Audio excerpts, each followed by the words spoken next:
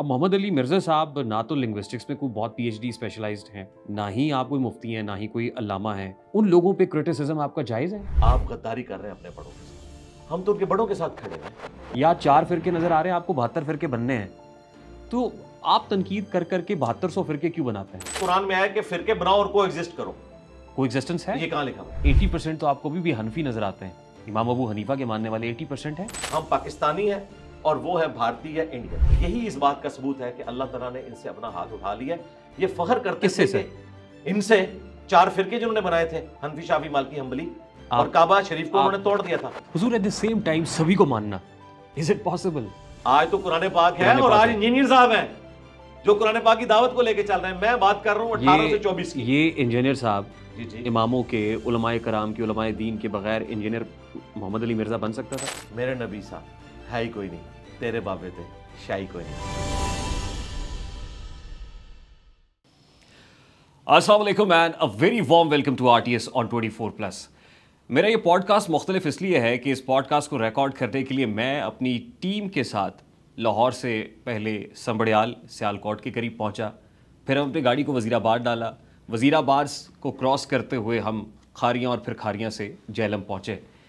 जेलम जिस मकाम पे मैं और मेरी टीम इस वक्त मौजूद हैं, ये कुरान और सुन्नत एकेडमी है, और कुरान और सुन्नत एकेडमी को चलाने वाले इसकी रूह रवा मेरे सामने बैठे हुए हैं।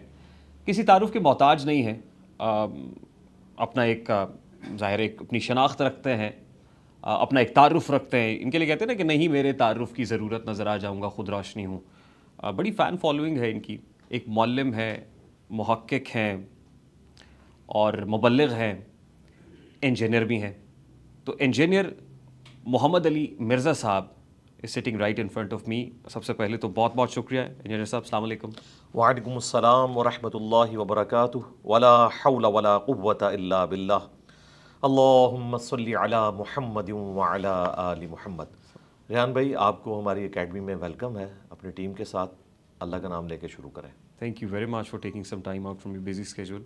सबसे पहले तो मैं आपकी इस वसातत से अपनी ऑडियंस को बताना चाहता हूँ कि इस पॉडकास्ट को रिकॉर्ड करने के लिए कोई 1 साल का जो सब्र आज़मा यूँ कह लीजिए कि वक्त है, जिसको पंजाबी में पेंडा कहते हैं ना, वो हमने काटा है 1 साल का।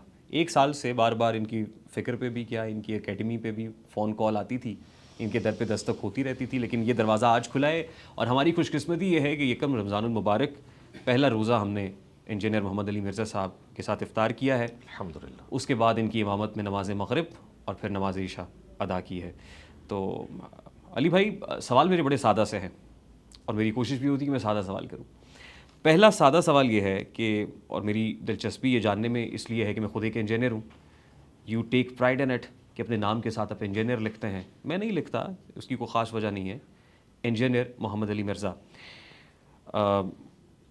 आपकी वज़ाक़ता देख के, आपका काम देख के लगता था कि आपका नाम अल्लामा मोहम्मद अली मिर्ज़ा होगा, मुफ्ती मोहम्मद अली मिर्ज़ा होगा, लेकिन आप इंजीनियर मोहम्मद अली मिर्ज़ा लिखना पसंद करते हैं। इसकी क्या वजह है?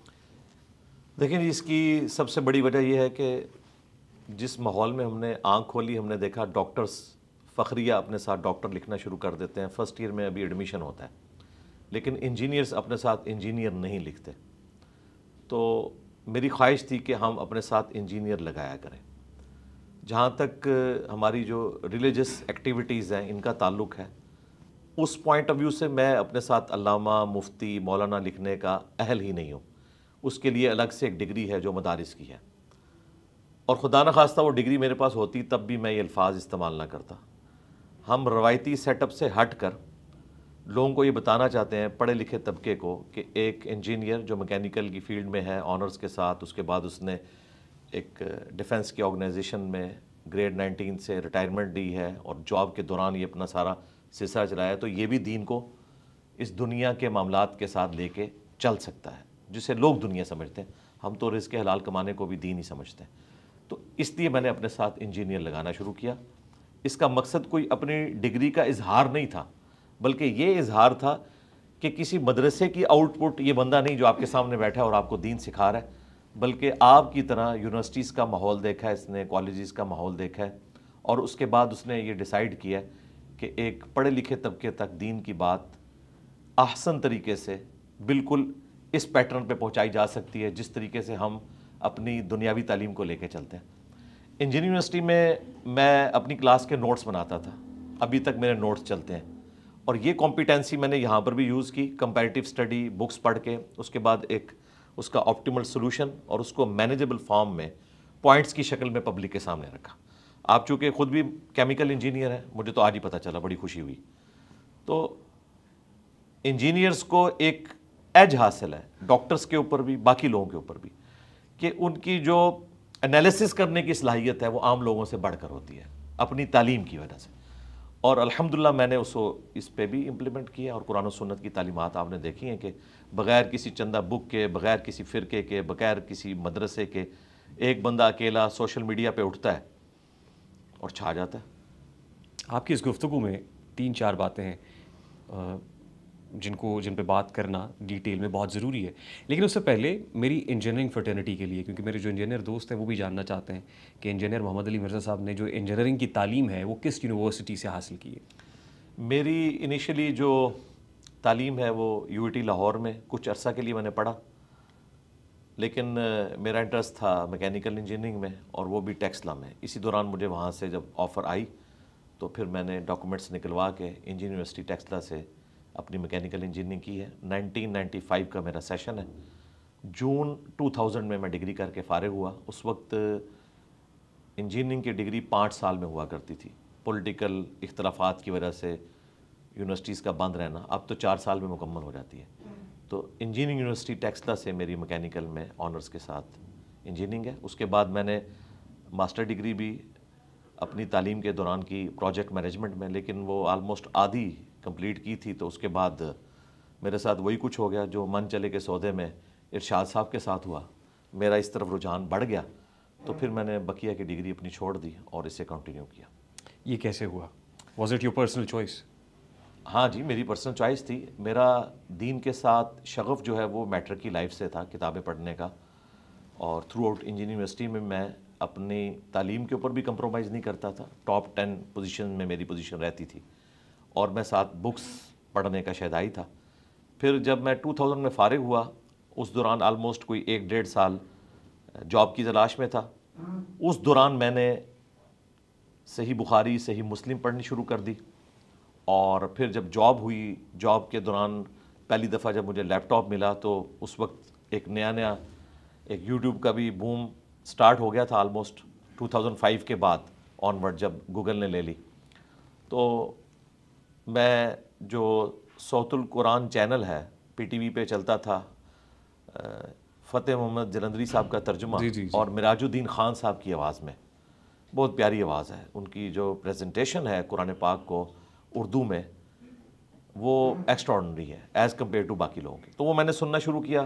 اس کے بعد ڈاکٹر اسرار صاحب سے تعارف ہوا, اور آہستہ آہستہ پھر میرا شغف اس طرف ہوا کہ جو کچھ میں نے سیکھا ہے اسے پریکٹیکلی ویڈیو کی شکل میں ریکارڈ کروایا جائے.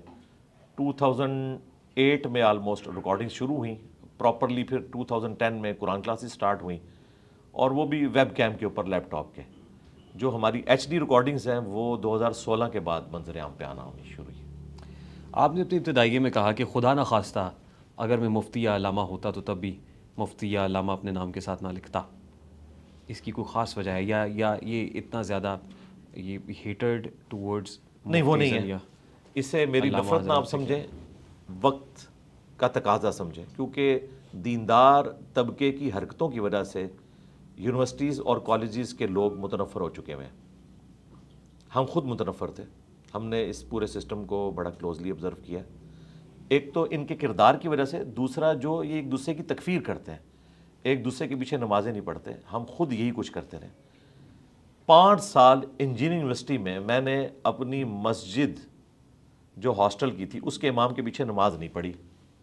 وہ دیوبندی تھا, ہم بریلوی تھے اس وقت, باپا جانی والی جماعت میں. اپنی جماعت الگ سے کرواتے تھے اور اسے ثواب سمجھتے تھے. 2002 میں عمرے کے لیے گیا, امام کعبہ کے پیچھے نماز نہیں پڑھی, مسجد نبوی کے امام کے پیچھے نماز نہیں پڑھی.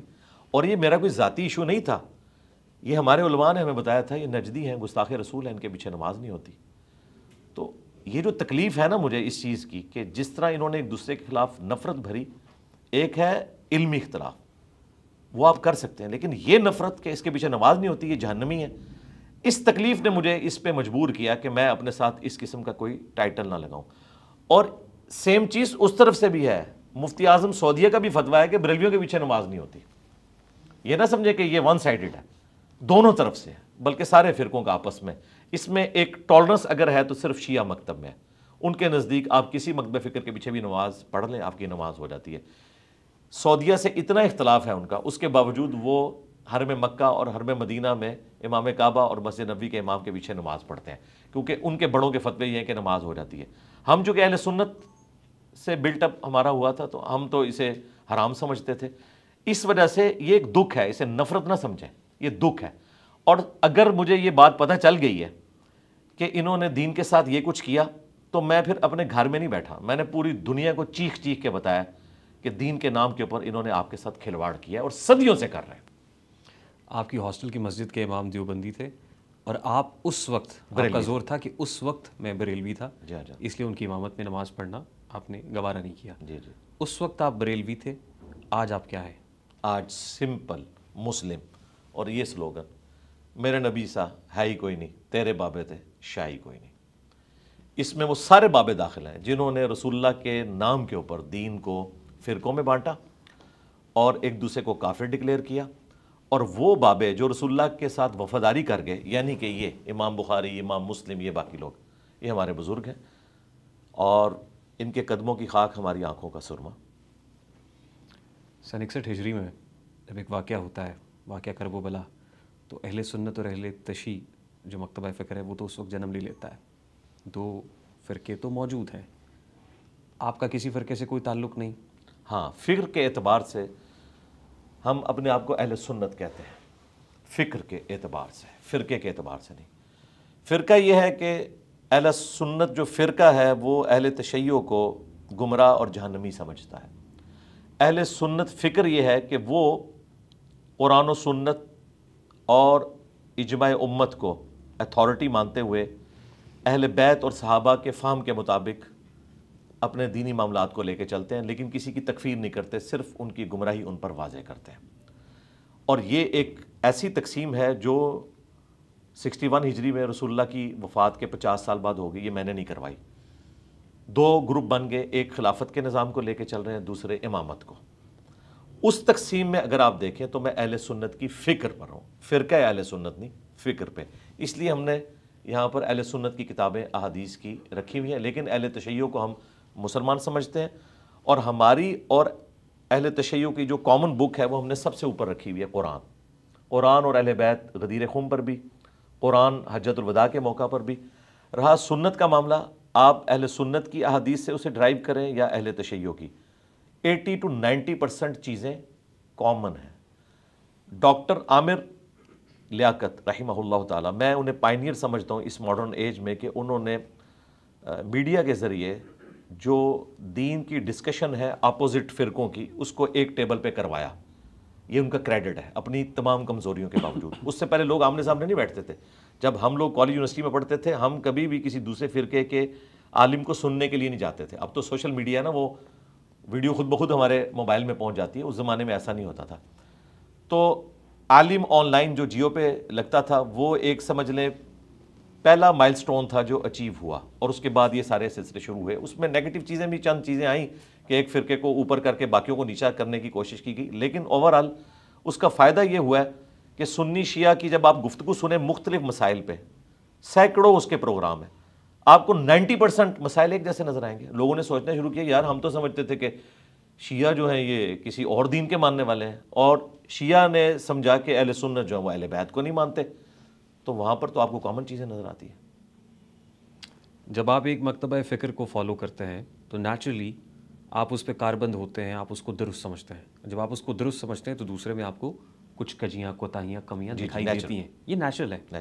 تو جب آپ ایک پہ قائم ہوتے ہیں تو دوسرے کو آبویسلی آپ سمجھیں گے کہ اس میں کمی ہے, کوتاہی ہے, تو میں اس اپنے مکتبہ فکر کو فالو کر رہا ہوں. جی ایسے ہی آپ نے اس کانسیپٹ پہ ہوں ایسے تو اس میں کیا پرابلم ہے؟ اگر کچھ مکاتب فکر آپ یہ سمجھتے ہیں کہ ہمارا جو فرقہ ہے وہ ٹھیک ہے اور دوسرا غلط کر رہا ہے تو یہ نیچرل ہے, تو آپ تنقید کیوں کرتے ہیں؟ سر مجھے ان سے اختلاف یہ ہے کہ یہ کافر کہتے ہیں اور کہتے ہیں یہ جہنمی ہے, اسلام سے نکل چکے ہیں, ان کے پیچھے نماز پڑھنا حرام, انہیں چندہ دینا حرام, ان کی مسجد میں جائیں تو مسجد والے دھوئیں گے مسجد کو.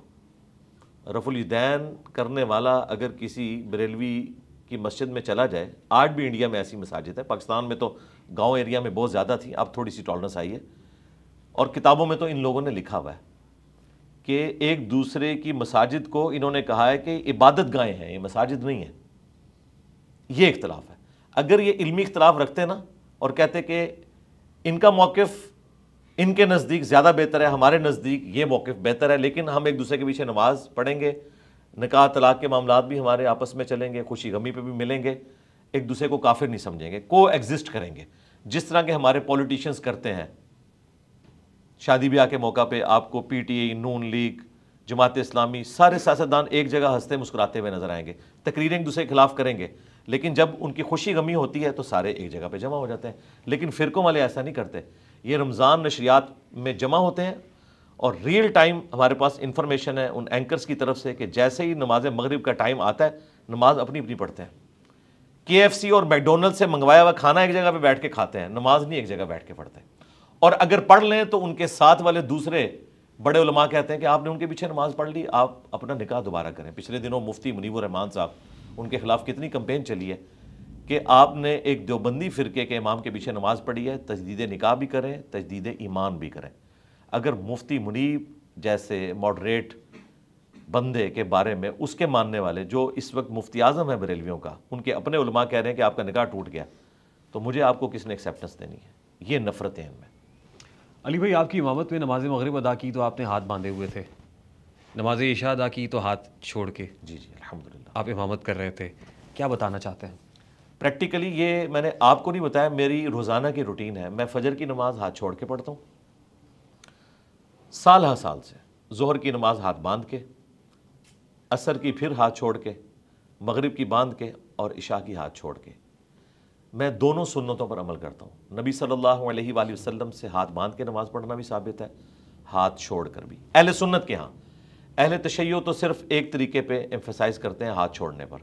اگرچہ جو ان کے ماڈریٹ علماء ہیں وہ کہتے ہیں کہ ہاتھ باندھنے بھی جائز ہیں، اور پرانے علماء نے فتوے دیے کہ ہاتھ باندھنے سے نماز فاسد ہو جاتی ہے. لیکن اس وقت جو خامنائی صاحب ہیں، مفتی اعظم ایران، ان کا باقاعدہ ریٹن میں فتویٰ ہے کہ اگر سعودی حکومت اہل تشیع کو یہ پابند کرے کہ آپ ہاتھ باندھ کے نماز پڑھیں تو ہمارے شیعہ وہاں ہاتھ باندھ کے امام کعبہ کے پیچھے نماز پڑھیں، الگ سے نماز نہ پڑھیں، امت کی جمعیت کو نہ توڑیں. تو اب وہ بھی یہ مانتے ہیں کہ ہاتھ باندھ کر نماز پڑھنے سے نماز فاسد نہیں ہوگی. تو میں پریکٹیکلی اس پہ عمل کرتا ہوں تاکہ میرے دل میں کوئی نفرت سنی شیعہ تفریق والی نہ آئے. میں رفع الیدین کرتا ہوں الحمدللہ، رکوع میں جاتے وقت، رکوع سے اٹھتے وقت. اہل تشیع بھی کرتے ہیں، وہاں پہ بھی ہم دو طریقے مانتے ہیں، کانوں تک ہاتھ اٹھانا اور کندھوں تک ہاتھ اٹھانا. کندھوں تک کا ذکر بخاری میں ہے، کانوں کا صحیح مسلم میں. ہم دونوں طریقوں کو درست سمجھتے ہیں. ہاں، رفع الیدین کے بغیر نماز پڑھنے کو میں خلاف سنت سمجھتا ہوں. نبی الاسلام سے ایک رکعت بھی رفع الیدین کے بغیر ثابت نہیں ہے. شیعہ اور سنی دونوں کی بکس اس پہ یونینمسلی ایگریڈ ہیں کہ رفع الیدین کرنا نبی الاسلام کی ایک متواتر اور دائمی سنت ہے، رکوع میں جاتے وقت اور رکوع سے اٹھتے وقت. محمد علی مرزا صاحب، میری کوئی بات ناگوار گزرے تو پیشگی معذرت، کیونکہ میں آپ کے سامنے ایز اے جرنلسٹ بیٹھا ہوں اور میرا مقصد یہ ہے کہ میں کوئی کراس ایگزامینیشن کر لوں. بہت سارے سوالات. جی میں اس کو انجوائے کروں گا، بشرطے کہ آپ میری بات مکمل سن لیں، پھر مجھے کوئی اعتراض نہیں ہوتا، جو مرضی بات کریں. میں امید کرتا ہوں کہ ابھی تک آپ. ہاں نہیں، میں ابھی تک سیٹسفائی ہوں. علی بھائی، خود کو علامہ کہلوانے کے لیے یا عالم اپنے نام کے ساتھ لکھنے کے لیے آپ کو غالباً درس نظامی کا کورس کرنا پڑتا ہے 4 سال کا. اس کے بعد مفتی ہونے کے لیے فردر ایک اسپیشلائزیشن ہے کہ آپ فتویٰ جاری کر سکیں، سند آ جاتی ہے، وہ دارالفتاء اور دیگر. آپ کے پاس جو علم ہے اس کی اساس کیا ہے؟ پہلی بات ہے کہ ہم کوئی فتویٰ نویسی کا کام کرتے ہی نہیں یہاں پہ، اور جو فتوے دے رہے ہیں ان میں سے بھی کوئی مفتی نہیں ہے، سب کے سب نقال ہیں. آپ بڑے سے بڑے مفتیوں سے قرآن و سنت کا فتویٰ لیں تو وہ اس میں لکھیں گے فلاں فقہ کی کتاب میں فلاں بزرگ یہ لے کے. بخاری مسلم قرآن کے حوالے نہیں دیتے. ہم یہاں پر کوئی فتویٰ نہیں دیتے، ہم دین کو پہنچاتے ہیں جس طرح کہ تبلیغی جماعت اپنی آڈینس میں بات کو پہنچا رہی ہے. تبلیغی جماعت اس وقت دنیا کی سب سے بڑی جماعت ہے کسی بھی ریجن کے پوائنٹ آف ویو سے. مور دین 170 کنٹریز میں ان کے مراکز قائم ہیں، اور 1 لاکھ سے زیادہ بندہ ہر وقت ان کا جماعت میں نکلا ہوتا ہے.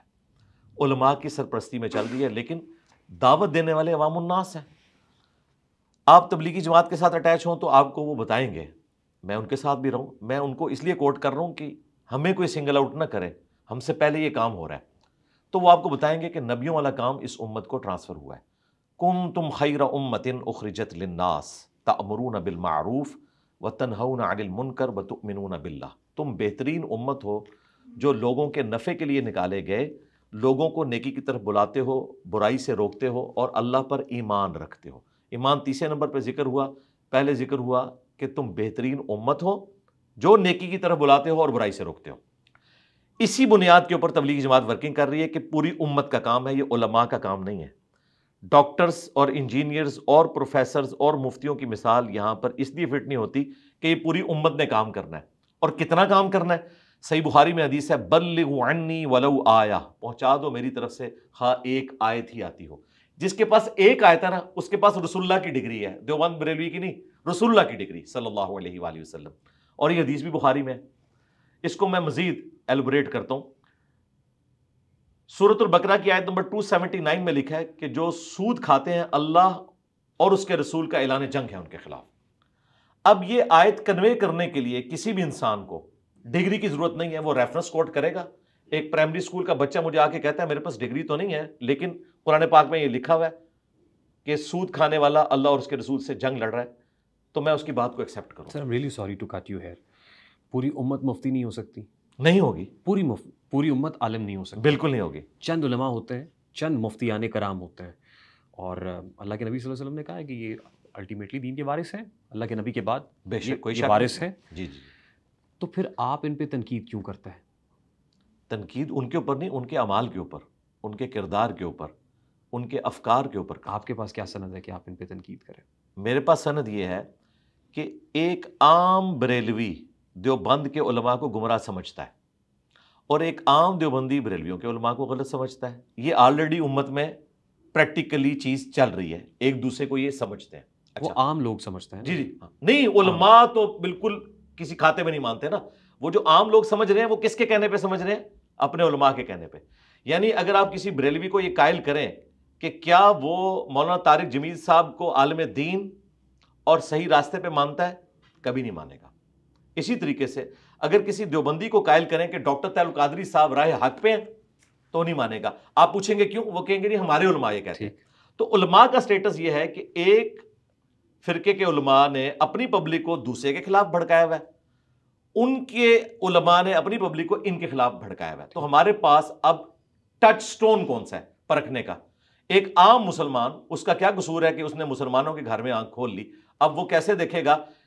کیا یہ دیکھے گا کہ جس کی آواز اونچی ہے یا جس کے فالوور زیادہ ہیں، یا ہمارے پاس کوئی کرائٹیریا ہے؟ آپ تو انجینئر ہیں. اور ایک سمپل سی مثال میں آپ کے سامنے رکھ سکتا ہوں، ایک پڑھے لکھے بندے کو بھی سمجھ آئے گی، ان پڑھ کو بھی. آلموسٹ اس ٹیبل کی جو وڈتھ ہے وہ 30 انچ ہے. ایک بندہ آگے کہتا ہے لمبی داڑھی رکھ کے کہ نہیں یہ 30 فٹ ہے. ایک اس سے لمبی داڑھی والا اور پگڑی والا آتا ہے، وہ کہتا ہے یہ 30 کلومیٹر ہے.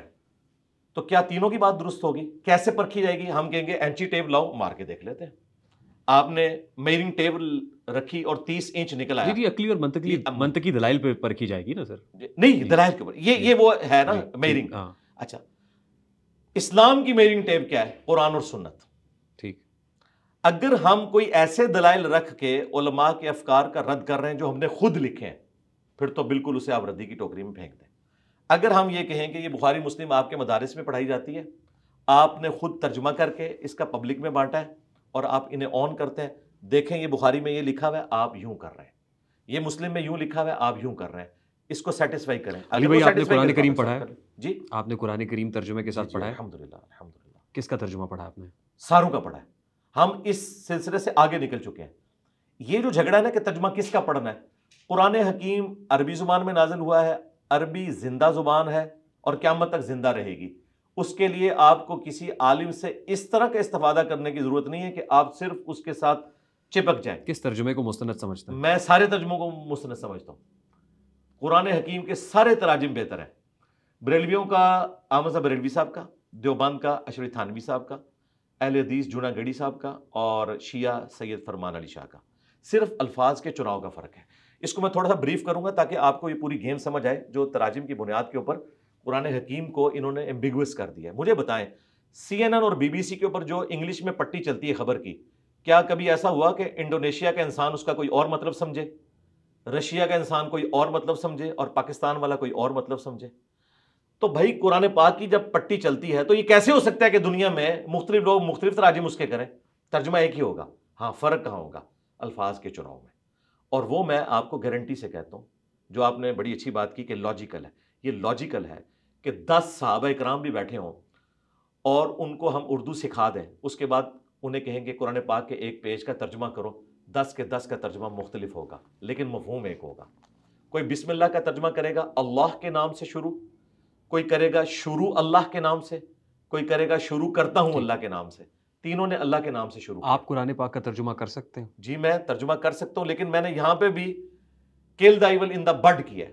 میں کہتا ہوں میں نے ترجمہ کرنا ہی نہیں, لیکن قرآن کریم کا ترجمہ تو وہی کر سکتا ہے نا جو عربک لنگوسٹکس کا ایکسپرٹ ہے. میں آپ کو بتانا چاہ رہا ہوں نا, ہم تو ہاتھی کے پاؤں میں سب کا پاؤں. ہم نے ترجمہ کیوں کرنا ہے؟ ترجمہ ہم نے کرنا ہے عوام کو بتانے کے لیے, خود عمل کرنے کے لیے. تو ہم کیوں ویل کو انوینٹ کریں؟ ہم لوگوں کو ریفر کرتے ہیں ان کے علماء کی طرف. ہم صرف آیت کا نمبر بتاتے ہیں اور کہتے ہیں یہ آیت کا نمبر ہے, جس عالم کو تم مستند سمجھتے ہو اس کا ترجمہ پڑھو اور دیکھو ہماری بات نکلے گی.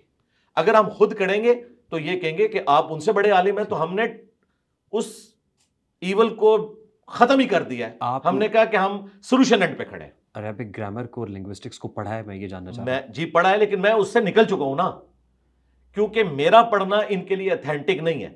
ڈاکٹر طاہر القادری صاحب کی کتابیں اس وقت الازہر یونیورسٹی میں پڑھائی جا رہی ہیں. دیوبندی ان کو عالم ماننے کے لیے تیار ہی نہیں ہے, وہ کہتے ہیں فراڈیا ہے. اب الازہر یونیورسٹی میں ان کی کتابیں پڑھائی جا رہی ہیں, وہ ان کو عالم مانتے ہیں.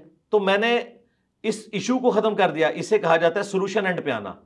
ہم ان کو یہ کہتے ہیں کہ یہ قرآن کی آیت ہے, آپ کا جس پہ دل ٹھکتا ہے اس کا ترجمہ پڑھ لیں, آپ کو وہی بات ملے گی جو ہم آپ کو کنوے کرنا چاہ رہے ہیں. ہم خود ترجمہ کریں گے تو آپ تو آپس میں ایک دوسرے کا ترجمہ نہیں مانتے, ہمارا کیوں مانیں گے؟ اور دوسرا, ترجمہ کرنا آج کی ڈیٹ میں کوئی ایسی بڑی چیز ہی نہیں ہے. گوگل میں جائے سب کچھ موجود ہے. لہٰذا ہم نے ویل کو انوینٹ نہیں کیا, آلریڈی جو موجود تھا. میں نے تو حدیث کی کتاب بھی کو نہیں لکھی. آپ نے امام احمد رضا خان بریلوی صاحب کا ذکر کیا, جلندری صاحب کا ذکر کیا, سب عربک لنگوسٹکس کے جو ایکسپرٹس ہیں, سب اپنی اپنی جگہ پہ ظاہر ہے بہت بڑی پرسنالٹیز ہیں, اور انہوں نے ترجمہ کیا, وہ اس پہ اوپر ملکہ رکھتے تھے.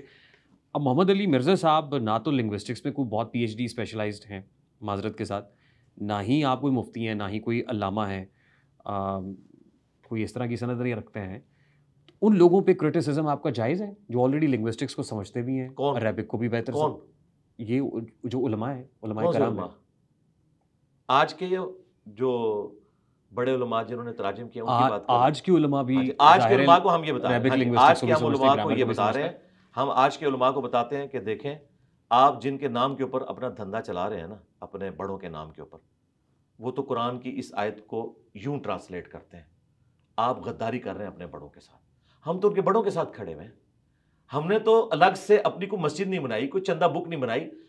آپ اس پرابلم کو سمجھیں کہ ہم سولوشن اینڈ پہ ہیں. ہم ہمیشہ یہ کوٹ کرتے ہیں, میں نے جتنی دفعہ کوئی کریٹیکل آیت کوٹ کی ہے تو اعلیٰ حضرت احمد بریلوی کا ترجمہ شو کیا ہے. میں تو سولوشن اینڈ پہ کھڑا ہوں نا, میں تو یہ کہتے ہی نہیں ہوں کہ میں نے ترجمہ کرنا ہے, میں یہ کہتا ہوں جس کو آپ مانتے ہیں. اب اگر آج کے علماء اپنے بڑوں کے باغی ہو گئے تو میرے باغی نہیں ہوئے. ان کو میں بتا رہا ہوں کہ دیکھیں احمد بریلوی صاحب نے یہ ترجمہ کیا تھا, آپ ان کے باغی ہو چکے ہیں. تھانوی صاحب نے یہ ترجمہ کیا تھا, آپ اپنے تھانوی صاحب کے باغی ہو چکے ہیں. ضرورت کیا ہے آپ کو کسی کو باغی یا غدار کہنے کی؟ جی میرا سوال لے لیجیے. آپ کو کیا ضرورت ہے کسی کو باغی کہیں, غدار کہیں؟ فرقے لیجیٹمیٹ ہیں, فرقے بننے ہیں, 72 فرقے نہیں بنیں گے؟ جی بنیں گے نا سر. تو آپ 7200 فرقے کیوں بناتے ہیں؟ نہیں, ہم نے تو بنایا ہی نہیں نا. دیکھیے میرا سوال بڑا سادہ سا ہے sir. Imam Ahmad Raza Khan Barelvi school of thought کو, اس مکتبہ فکر کو لیڈ کرتے ہیں, ان کو ماننے والے ہیں, ان کے ماننے والے موجود ہیں. وہ جاتے ہیں سعودی عرب پر, جا کے وہاں پہ فتویٰ لے کے آتے ہیں اگینسٹ دیوبندیوں کے, کہ دیوبندی جو ہیں یہ تو مسلمان ہی نہیں ہے. جی امام احمد رضا خان پھر دیوبندی بھی جاتے ہیں اور اس کا کاؤنٹر وہیں سے لے کے آتے ہیں جہاں وہ جاتے ہیں. تو یہ مکاتب فکر آپس میں ان کی لڑائی لیجیٹمیٹ ہے, نیچرل ہے. یا 4 فرقے نظر آ رہے ہیں آپ کو, 72 فرقے بننے ہیں, تو آپ تنقید کر کر کے 7200 فرقے کیوں بناتے ہیں؟ دیکھیں بالفعل کسی چیز کا ہونا یہ الگ چیز ہے, اس کا قرآن و سنت کی روشنی میں درست ہونا یہ الگ چیز ہے. 72 فرقے بننا یہ نبی الاسلام کی طرف سے غیبی خبر تھی, 73 فرقے، ایک گروہ اور 72 فرقے. یہ نبی صلی اللہ علیہ وآلہ وسلم نے ڈرایا تھا کہ یہ کام نہیں کرنا. قرآن حکیم بالکل اس کے الٹ بات کرتا ہے، بلکہ یہ الٹ ہے. قرآن کہتا ہے وَاعْتَصِمُوا بِحَبْلِ اللَّهِ جَمِيعًا وَلَا تَفَرَّقُوا، اللہ کی رسی یعنی قرآن کو مضبوطی سے پکڑ لو اور فرقوں میں مت بٹو. نہیں، تفرقے کی بات ہوئی ہے، فرقے کی بات تو نہیں ہوئی. نہیں، آپس میں ڈفرینسز کی بات ہوئی ہے کہ نہ ہو. یہ تو نہیں کہا کہ ظاہر ہے فرقہ ایک جس فرقے کی اسکول آف تھاٹ کی مکتبہ فکر کی ہم بات کر رہے ہیں وہ الگ ہے. یہ تفریق ایک الگ چیز ہے. اس آیت کا جب آپ ایک دوسرے کو مسلمان نہیں سمجھتے تو کیا ہے؟ اب کیسے ایک نیو مسلم آیا؟ اس آیت کو بھی غلط کوٹ نہیں کرنا چاہیے. نہیں، یہ آیت بالکل درست ہے، یہی مطلب ہے. اس کا مطلب فرقے نہیں ہے کہ فرقہ وہ پرٹیکولر فرقہ نہیں ہے. تفریق کی بات ہو رہی ہے، لڑائی جھگڑے کی بات ہو رہی ہے، تقسیم کی. جو فرقے ہیں وہ فرقے ہیں. کہ قرآن میں آیا کہ فرقے بناؤ اور کو ایگزسٹ کرو. کو ایگزسٹنس ہے، یہ کہاں لکھا ہوا ہے؟ کو ایگزسٹنس تو ہے، کو ایگزسٹ کر رہے ہیں نا لوگ. سر پریکٹیکل چھوڑ دیں نا، قرآن میں کہاں لکھا ہوا؟ قرآن میں تو قرآن میں آپ کو بتا دوں کیا لکھا ہے. یہ تو حدیث ان الذین فرقوا دینہم وکانوا شیعا، جنہوں نے اپنے دین میں تفرقہ ڈالا، اور اب آپ والی بات ہو رہی ہے وکانوا شیعا، اور اپنے آپ کو گروہوں میں بانٹ لیا. لے جی آپ کا میں نے مقصد بھی پورا کر دیا.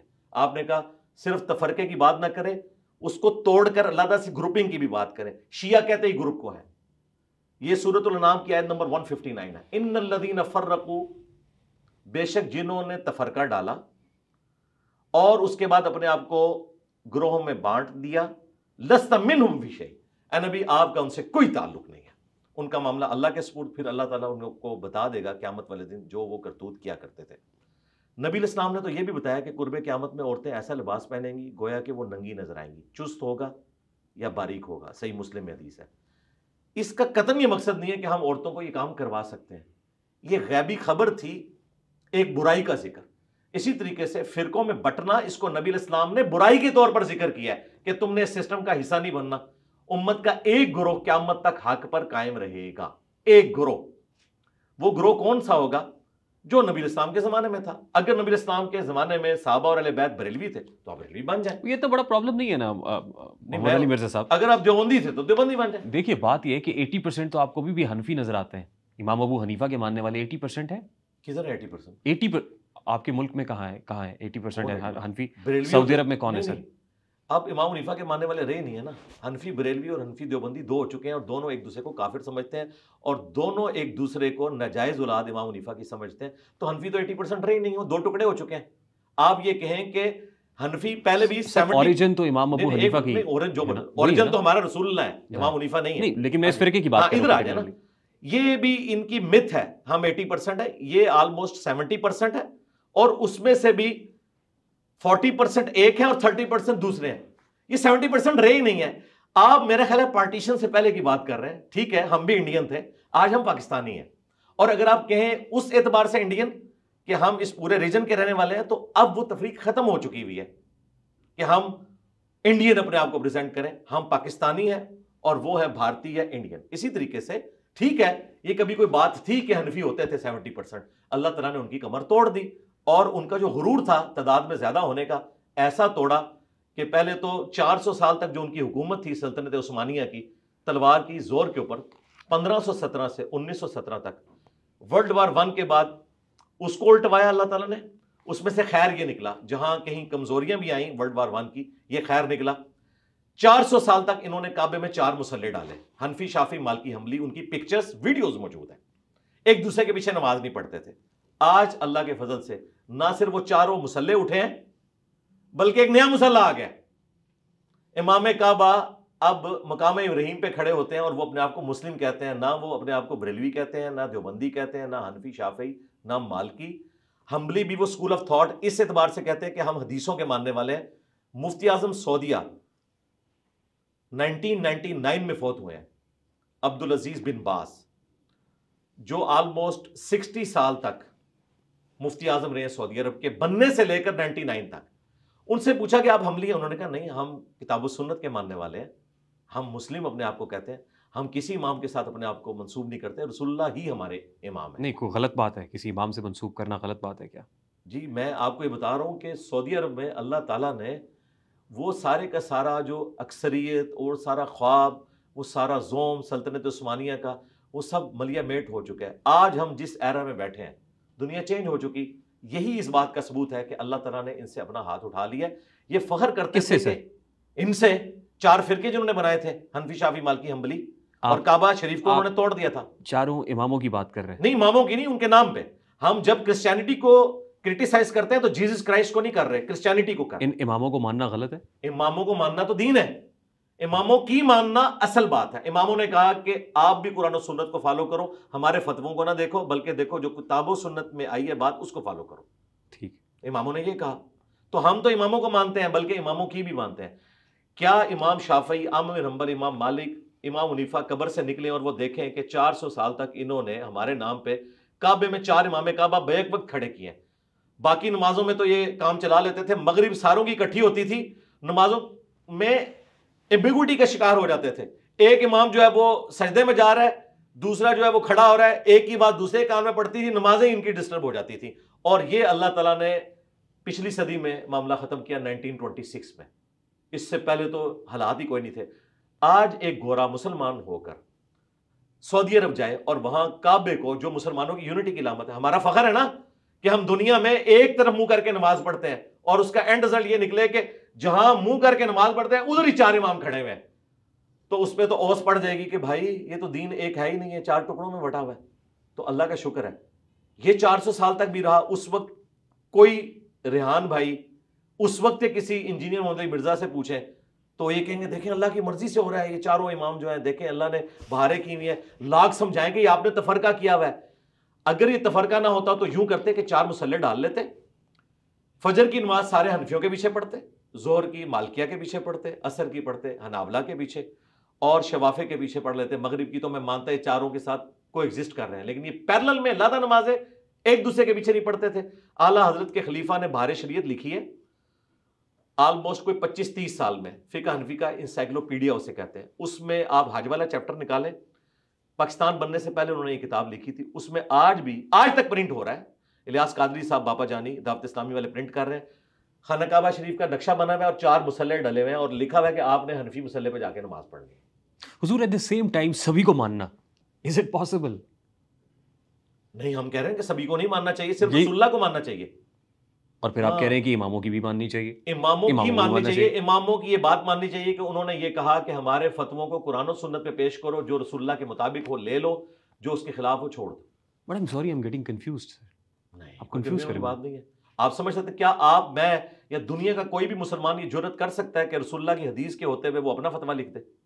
ایون علماء کرام حضور صلی اللہ علیہ وسلم نے کہا ہے کہ وارثین ہیں. جی وارث ہیں. کون سے وارث ہیں؟ کس فرقے کے؟ حنفی, شافعی, مالکی, حنبلی. میں ایک نیو مسلم ہوں اور 1824 میں حج کرنے گیا ہوں اور مجھے 4 امام وہاں پہ نظر آئے ہیں, اور وہاں پہ ریحان بھائی بیٹھے ہیں. میں اسے پوچھ رہا ہوں کہ ان چاروں میں سے کون سا رسول اللہ کے دین پہ؟ آج آپ کے پاس قرآن کریم کتابیں لا رہے ہیں. آج تو قرآن پاک ہے, اور آج انجینئر صاحب ہیں جو قرآن پاک کی دعوت کو لے کے چل رہے ہیں. میں بات کر رہا ہوں 1824 کی. یہ انجینئر صاحب جی اماموں کے, علماء کرام کے, علماء دین کے بغیر انجینئر محمد علی مرزا بن سکتا تھا؟ نہیں, ہم تو ان کی لیگیسی کو آگے لے کے چل رہے ہیں. میں آپ سے جو سوال پوچھ رہا ہوں ایک کاؤنٹر کوسچن سمجھانے کے لیے کہ 1824 میں وہاں جاؤں اور یہاں سب 4 مصلے مجھے نظر آئے, اور ایک نیو مسلم کی حیثیت سے میں آپ سے پوچھوں کہ مجھے بتاؤ اسلام کون سا ہے. آپ یہ کہیں گے چاروں اسلام ہے, تو میں کہوں گا بھائی آپ نے انجینئرنگ کی ڈگری کہاں سے کی کہ ایک بندہ یہ کہہ رہا ہے کہ یہ مائک ہے, دوسرا کہہ رہا ہے کہ یہ جناب گاڑی ہے, تیسرا کہہ رہا ہے نہیں یہ موٹر بائک ہے, آپ دیکھیں یہ اس کی ٹانگ بھی نظر آ رہی ہے, اور آپ کے چاروں بیک وقت درست ہیں. نہیں, ایک ہی درست ہے جس کی قبر مدینے میں صلی اللہ علیہ وآلہ وسلم.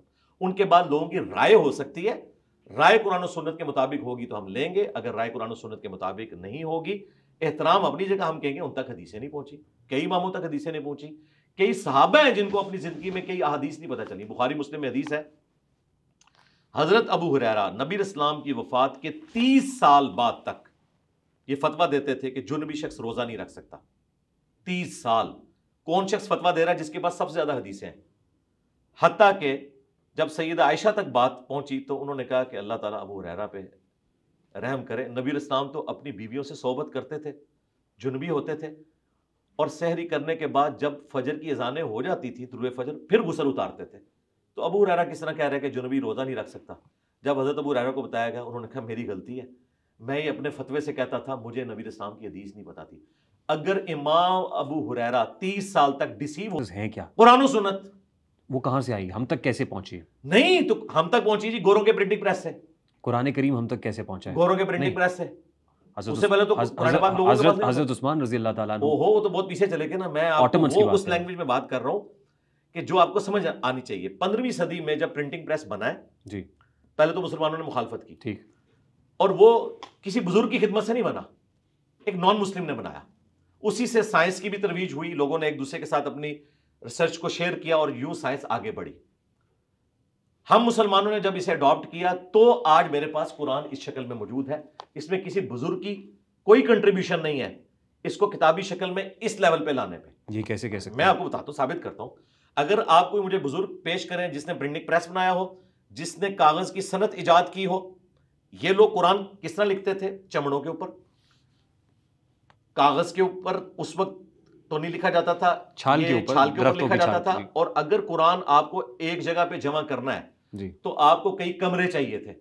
یہ کاغذ کی صنعت مسلمانوں نے بنو عباس کے دور میں جب وزڈم آف حکمہ بنا تو اس کو رشیا سے اور چائنا سے انہوں نے ایکسپرٹس کو بلایا.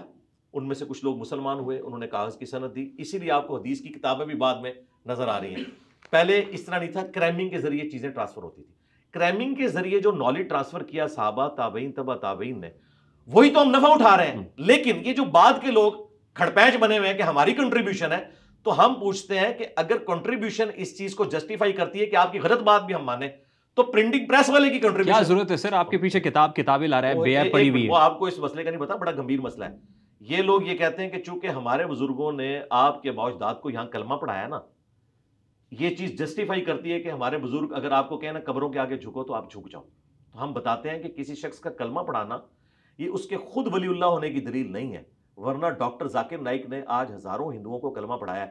بریلوی دیوبندی تو اسے گمراہ سمجھتے ہیں. آپ کا اشارہ کس کی طرف ہے؟ یہ پیچھے شعر لکھا ہوا ہے, میرے نبی صلی اللہ علیہ وآلہ وسلم سا ہے ہی کوئی نہیں, تیرے بابے تے شاہی کوئی نہیں. کس کو کہہ رہے ہیں آپ؟ ہر اس شخص کو جو رسول اللہ کے مقابلے پہ اپنے بابے کو لے آئے. مثلا میں کہوں کہ ایاک نعبد و ایاک نستعین, اے اللہ عبادت بھی تیری کریں گے, دعا بھی صرف تجھی سے کریں گے, اور وہ آگے سے کہے کہ, تو میں کہوں گا کہ بھئی میرے نبی سا ہے ہی کوئی نہیں, تیرے بابے تے شاہی کوئی نہیں. نبی نے ہمیں یہ نہیں سکھایا. نبی نے ہمیں سکھایا ایاک نعبد و ایاک نستعین, اور دعا میں مدد کے لیے اللہ کو پکارا ہے, یا حی یا قیوم برحمتک استغیث حسبنا اللہ و نعم الوکیل.